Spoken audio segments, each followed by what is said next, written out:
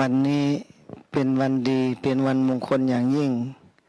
ที่เราท่านทั้งหลายมาสมาคมกันมาแผ่เมตตาที่ประเทศสิงคโปร์ซึ่งมีหลายภาษา มีทั้งภาษาเมียนมาภาษาจีนภาษาอังกฤษภาษาไทยเราพระครูบาบุญชุมในฐานะที่เป็นคนไทยคนหนึ่งที่ได้เกิดพื้นแผ่นดินไทยที่อำเภอแม่สายจังหวัดเชียงรายที่เกิดเรื่องลูกหลานไปติดถ้ำ13 คนนั่นแต่ออกมาด้วยความปลอดภัยทุกสิ่งทุกอย่างเรามีความปิติที่สุดดีใจที่สุดที่เด็กทั้งหลายออกมาด้วยความปลอดภัยแล้วก็ได้เดินทางต่อมาถึงเมืองสิงคโปร์โดยมีท่านดร.ธรรมสมิคำหมายองค์นี้แหละที่นิมนต์เราพระครูบาบุญชุมมาโปรดวัดพุทธวิหารไม่ใช่วัดไทยใหญ่ที่เดียวไม่ใช่เป็นวัดพุทธวิหารสากลทั่วโลกทุกภาษาท่านจะโปรดสอนวิปัสสนาสอนธรรมะให้ทุกคนแล้วก็ได้มาโปรดเมตตาธรรมะหลายอย่างหลายประการวันนี้ก็ได้ไปที่วัดไทยอนันตะเป็นวัดที่พระเดชพระคุณเจ้าคุณพระธรรมราชาคณะได้ไปเมตตาแล้วก็มาสืบต่อกลางคืนนี่มาเทศนาธรรมหลายอย่างหลายประการคือพุทธประวัติเรื่องของพระพุทธเจ้ายาวมากแต่ในที่นี้จะว่าที่แคบที่นิดหนึ่งที่ย่อคือเราท่านทั้งหลายมีบุญกุศลอย่างยิ่งที่ได้เกิดมาพบพระพุทธศาสนาคำสั่งสอนที่เป็นอมตะวาจานำพาเราถึงนิพพานพ้นจากความทุกข์เกิดแก่เจ็บตายจริงไม่มีศาสนาอื่นที่จะเหมือนศาสนาพุทธเราที่สอนถึงนิพพานทุกศาสนาสอนคนดีหมดไม่ว่าศาสนาพุทธศาสนาคริสเตียนพระเยซูศาสนาฮินดูศาสนามุสลิมอิสลามทุกภาษาสอนคนดีแต่คนเราไม่ปฏิบัติตามศาสนาเอาศาสนามาทะเลาะกันไม่ต้องว่านอกศาสนาในศาสนาเดียวกันเรานี่เช่นมหายานเทรวาท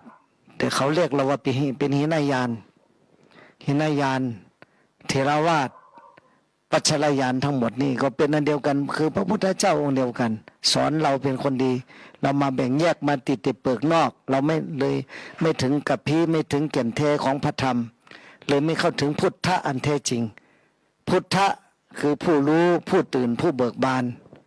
ต้องรู้ก่อนแล้วถึงตื่นจากกิเลสความโลภความโกรธความหลงเป็นผู้รู้ผู้ตื่นผู้เบิกบานโดยธรรมคือเบิกบานรู้แจ้งแล้วก็ถึงพระนิพพานฉะนั้นในคำสอนของพระพุทธศาสนาเรานี่สอนให้ถึงพระนิพพาน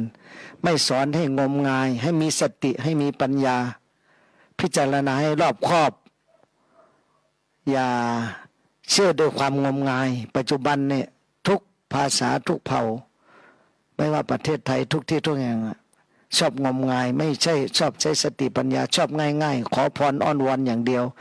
แบบไหว้ขอพรเทพเจ้านอกศาสนาในพุทธศาสนานี่ต้องช่วยเหลือตัวเองตลอดต้องทำความดีด้วยตัวเองต้องสร้างบารมีด้วยตนเองจนถึงบรรลุถึงความพ้นทุกข์ถึงพระนิพพานต้องเชื่อคำสั่งสอนของพระพุทธเจ้า เพราะท่านสั่งสอนจริงเป็นสัจธรรมที่มาสอนก็คือสอนจากธรรมชาติทุกสิ่งทุกอย่างความเกิดก็สอนเราความแก่ความเจ็บความตายในโลกนี้สอนเราตลอดชีวิตของพระพุทธองค์อยู่ในธรรมชาติทั้งนั้นประสูติก็ประสูติต้นไม้ใต้ต้นไม้ในธรรมชาติตรัสรู้ก็ตรัสรู้ใต้ต้นไม้ในป่าที่อุลุเวลาเสนานิคมใต้ต้นพระศรีมหาโพธิ์แล้วก็ปฐมเทศนาก็เทศนาใต้ต้นไม้เสด็จดับขันธ์ปรินิพพานก็เสด็จใต้ต้นไม้ ฉะนั้นพระองค์เราเป็นตัวอย่างที่ดีที่สุดให้เราเห็นคือพระองค์อยู่กับธรรมชาติสอนเราอยู่แต่เราไม่นำมาปฏิบัติประพฤติตามคำสอนเราก็ไม่พบสัจธรรมความจริงโมแต่เอาเปลือกนอกมาวิพากษ์วิจารณ์กันนะเราก็ไม่ถึงแก่นแท้ให้ถึงเป็นพุทธะที่แท้จริงทุกผู้ทุกคน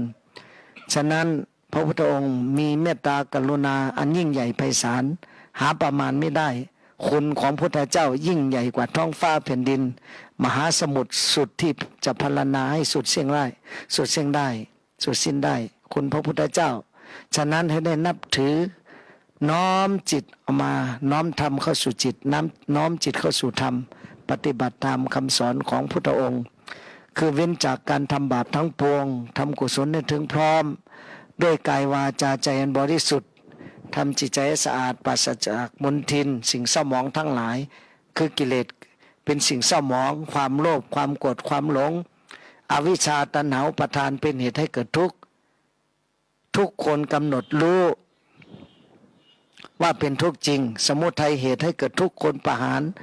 นิโรธคนทำให้แจ้งขึ้นนิพพานมรรคมีองค์8สัมมาทิฏฐิสัมมาสังกัปปะสัมมาวาจาสัมมากัมมันตะสัมมาอาชีวะสัมมาวายามะสัมมาสติสัมมาสมาธิควรปฏิบัติเจริญภาวนาให้เกิดขึ้นในจิตวิญญาณของเราให้ถึงอริยะบุคคลให้ถึงพระนิพพานฉะนั้นในวันนี้ก็ขอเมตตาให้ท่านทุกผู้ทุกคนชาวไทยทุกคนให้ได้เป็นบุคคลที่ดีของพระพุทธเจ้าเป็นคนเป็นธรรมทายาทเอาพระธรรมของพระองค์ปฏิบัติตามอย่าได้ลืมสมชื่อสมยศสมเกียรติที่เราเป็นพุทธบุตรลูกศิษย์ของพระพุทธเจ้าแล้วก็เป็นธรรมทายาทอย่าได้เป็นอมิสสทายาทจงพากันปฏิบัติตามคำสอนแล้วก็ให้ถึงบรรลุถึงซึ่งความพ้นทุกข์การเกิดการแก่การเจ็บการตายตลอดถึงพระนิพพานแล้วก็ขอเมตตาท่านทั้งหลายทุกผู้ทุกคนปัจจุบันนี้โลกมันมีหลายอย่างมนุษย์เต็มไปด้วยความโลภความโกรธความหลงอวิชชาตัณหาอุปาทานบังหน้าไม่เห็นโทษตัวเองเห็นแต่โทษคนอื่นโทษต้องโทษตัวเองเพราะเราโง่เราเกิดมาเนี่ยมันพบโลกธรรม8มีลาภก็เสริมลาภมียศเสริมยศมีสรรเสริญมีนินทามีสุขมีทุกข์เป็นธรรมดาในโลกนี้ใครไม่พ้นจากโลกธรรม8ไปได้เหมือนพุทธเจ้าสมัยพุทธเจ้าก็ยังมีคนด่าคนนินทานางมาคันธียาเนี่ยด่าพุทธเจ้าจนพระอานนท์ขอหนีไปอยู่บ้านอื่นเมืองอื่นพระองค์ทรงตรัสว่าสิ่งใดสิ่งหนึ่งมีความเกิดขึ้นเป็นธรรมดาสิ่งทั้งหลายทั้งปวงย่อมมีความดับไปเป็นธรรมดาตามเหตุตามปัจจัยทุกสิ่งทุกอย่างในโลกนี้ต้องมีเหตุมีปัจจัยไม่ใช่เป็นเหตุบังเอิญในโลกนี้ไม่มีเหตุบังเอิญต้องมีเหตุปัจจัยเหมือนในธรรมสติปัฏฐานเหตุปัจจโยอลัมมณปัจจโยอธิปติปัจจโยเนี่ยต้องเชื่อว่ามีความจริงอัญญมัญญปัจจโยต่างคนต่างคนพึ่งกันพึ่งพาอาศัยกันฉะนั้นธรรมะคือสัจจะความจริงอยู่ในโลกนี้เราสามารถจะรู้ได้เห็นได้ในธรรมชาติทุกสิ่งต้นไม้ต้นตอกดอกหญ้าเม็ดหินเม็ดทรายทุกสิ่งทุกอย่างเป็นธรรมะสอนเราให้ได้ดูทุกสิ่งทุกอย่างเป็นธรรมะอนิจจังทุกขังอนัตตาและพากันปฏิบัติตามถึงจะได้พ้นจากทุกข์วัฏฏะสงสารถึงนิพพานเป็นที่สุดฉะนั้นขอเมตตาแค่นี้ขอคนไทยเราอย่าเป็นคนหลงงมงายอย่าเป็นคนที่เชื่อง่ายหูเบาอย่าฟังกองหน้าเดียวแล้วก็ต้องศึกษาธรรมะตามสูตรกาลามสูตรนั่นที่พุทธเจ้าสั่งสอนไม่ให้เชื่อง่าย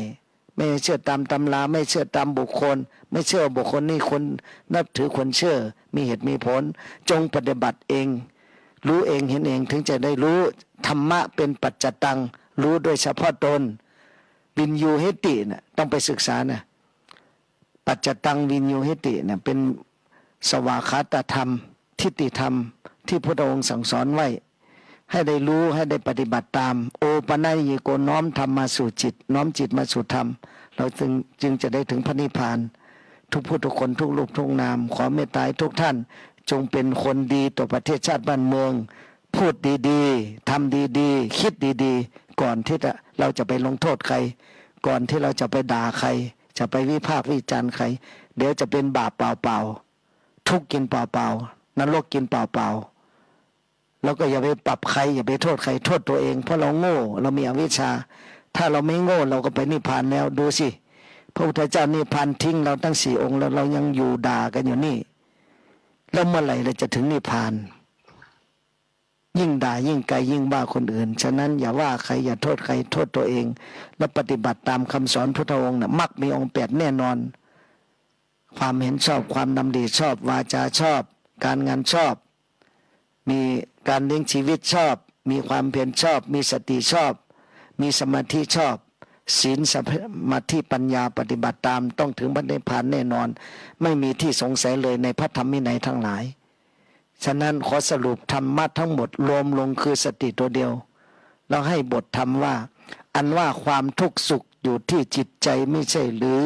ถ้าใจยึดถือก็เป็นทุกข์ไม่สุขใสถ้าใจไม่ยึดถือก็เป็นสุขไม่ต้องทุกข์ใจอะไรสำคัญอยู่ที่ใจของเรานี่เอ่ยใครเชิดใครแช่งช่างเถิดใครด่าใครแช่งช่างเขาใครบ่นใครด่าทนเอาใจเราสงบร่มเย็นเป็นพอโลภมากทุกข์มากโลภน้อยทุกข์น้อยไม่มีความโลภไม่มีความทุกข์หลงมากทุกข์มากหลงน้อยทุกข์น้อยไม่หลงไม่ทุกข์โกรธมากทุกข์มากโกรธน้อยทุกข์น้อยไม่มีความโกรธไม่มีความทุกข์อวดดีมากทุกข์มากอวดดีน้อยทุกข์น้อยไม่อวดดีไม่มีความทุกข์อุปทานมากยึดมั่นมากทุกข์มากยึดมั่นน้อยทุกข์น้อยไม่มีความยึดมั่นถือมั่น